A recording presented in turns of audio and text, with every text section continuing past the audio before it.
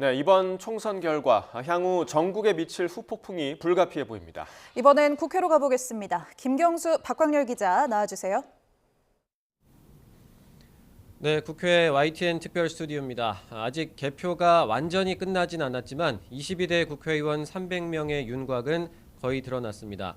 요약을 해보자면 민주당이 단독 과반을 차지했고 이걸 포함해서 범야권이 180석 이상을 차지할 것으로 확실시되고 있습니다.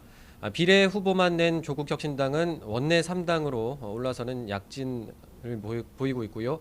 국민의힘은 개헌저지선 101석은 지켰지만 기대에 못 미치는 성적표를 받았다 이렇게 볼 수가 있겠습니다.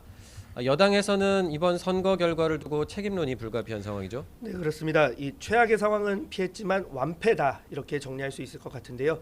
이 개헌저지선 101석을 지키면서 이 출구조사에서 두 자릿수 의석 가능성이 거론됐던 것보다는 다행이지만 집권 여당이 민주화 뒤 총선에서 거둔 최악의 성적표라는 사실은 여전하기 때문입니다. 그나마 수도권 박빙 지역 일부에서 접전 끝에 승리하고 이 PK 경합 지역에서 선전한 점에 의미를 두고 있는데요. 한동훈 위원장 잠시 뒤인 11시에 입장 발표가 예정돼 있습니다. 이 거취 등을 포함해서 어떤 언급을 할지 관심이 쏠리고 있습니다. 자, 민주당은 이번 선거 결과 어떻게 보고 있습니까? 네, 민주당은 정권 심판을 원하는 국민이 민주당에 힘을 실어줬다면서 이런 민심을 잘 따르겠다는 분위기입니다. 잠시 뒤 민주당 선대위 해단식에서 이재명 대표도 이런 언급을 할 것으로 보이는데요. 민주당은 선거 기간 내내 강조했던 과반 151석이라는 목표치를 초과 달성한 셈입니다. 민주당은 단독 과반을 확보하면서 총선 공약 등 민생 법안과 예산안 처리를 주도할 수 있게 됐습니다. 또 조국혁신당을 포함해서 범야권에서 180석 이상을 확보하게 됐는데요. 네, 이재명 대표의 선대위 해단식 사회를 맡은 강비석 선대위 대변인입니다. 더불어민주당 이재명 상임공동선대위원장님의 개회 선언으로 제12차 합동중앙선거대책위원회의 겸 선대위 해단식을 시작하겠습니다. 네, 회의 겸 회단식을 시작하겠습니다. 그러면 양당의 상임공동선거대책위원장님께 모두 발언을 듣겠습니다. 먼저 더불어민주당 이재명 상임공동선대위원장님 발언이 있겠습니다. 네, 존경하는 국민 여러분, 이번 총선에서 민주당에게 과반 목표를 초과 달성하는 지지와 성원을 보내주신 점에 대해서 진심으로 감사드립니다. 총선 결과는 민주당의 승리가 아니라 우리 국민들의 위대한 승리입니다. 국민께서 행사하신 한 표 한 표에 담긴 소중한 뜻을 우리 민주당이 전력을 다해서 받들겠습니다. 민생의 고통을 덜고 국가적 위기 해소에 최선을 다하겠습니다. 국민의 오늘을 지키고 국민의 더 나은 내일을 여는데 우리 22대 국회가 앞장설 수 있도록 하겠습니다.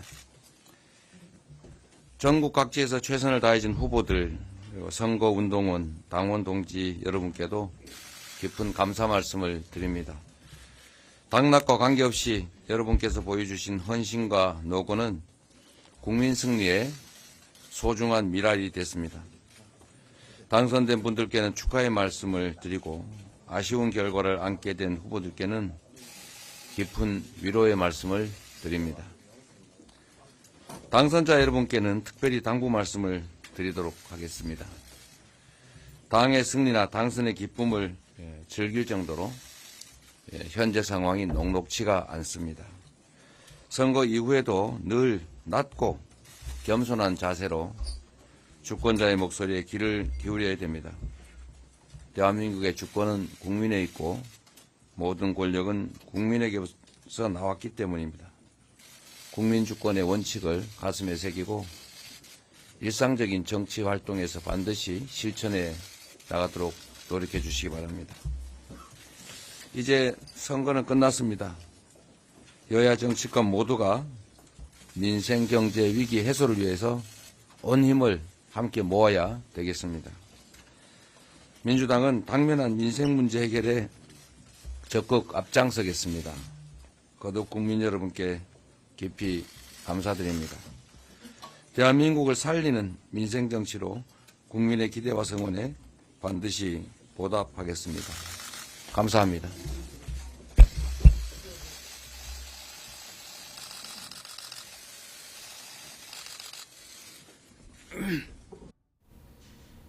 네, 조금 전 민주당 이재명 대표가 선대위 회단식에서 이번 총선 결과와 관련한 언급을 하는 모습을 생중계로 전해드렸는데, 민주당은 이번에 이제 민심을 엄중히 받들고 민생 문제 해결에 앞장서겠다 이런 언급을 했습니다. 앞서도 말씀드렸다시피 민주당 이번에 단독 과반 의석을 확보하게 되면서 총선 공약이라든지 민생 법안 또 예산안 처리를 주도할 수가 있게 됐습니다.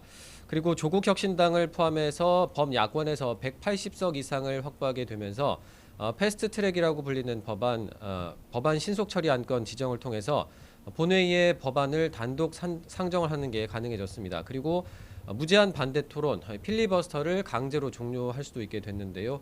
22대 국회가 개원을 하면 의석수에 따른 이런 권한들을 바탕으로 해서 정부 실정과 관련된 특검 또 국정조사를 추진하는 등 대여 공세를 강화할 것으로 보입니다.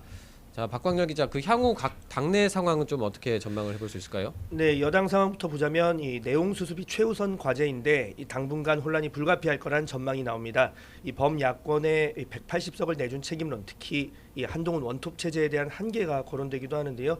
이 대선 같은 총선이다, 또 위원장에 가려 후보가 보이지 않았다, 이런 비판에 어떻게 대응할지 이 주목되는 부분입니다.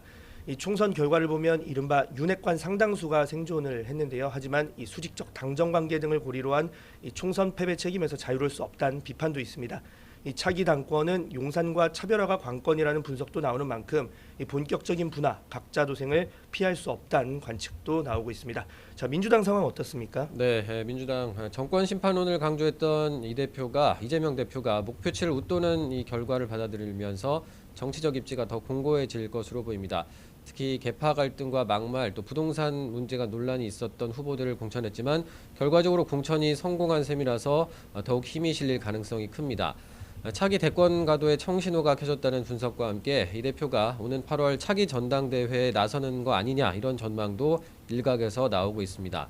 다만 부쩍 존재감이 커진 조국혁신당과의 관계 설정 과정에서 주도권을 두고 신경전이 불거질 가능성도 남아 있습니다. 저희가 준비한 소식은 여기까지입니다. 지금까지 국회 YTN 특별 스튜디오에서 전해드렸습니다.